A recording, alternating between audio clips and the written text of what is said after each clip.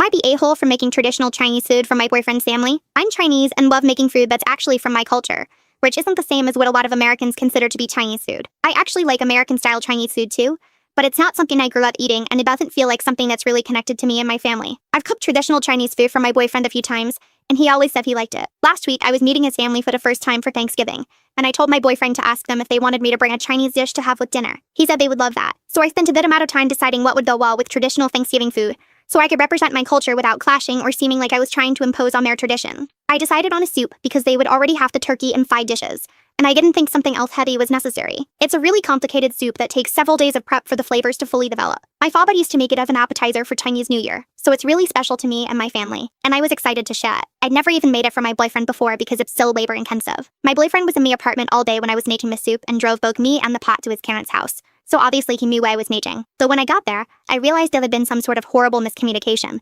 because there was no food at his parents' house, and when they saw me walking with just a soup pot, their faces fell. Apparently from the conversation with my boyfriend, they'd gotten the idea that I was going to be making the kind of spread you'd get at an American-style Chinese restaurant.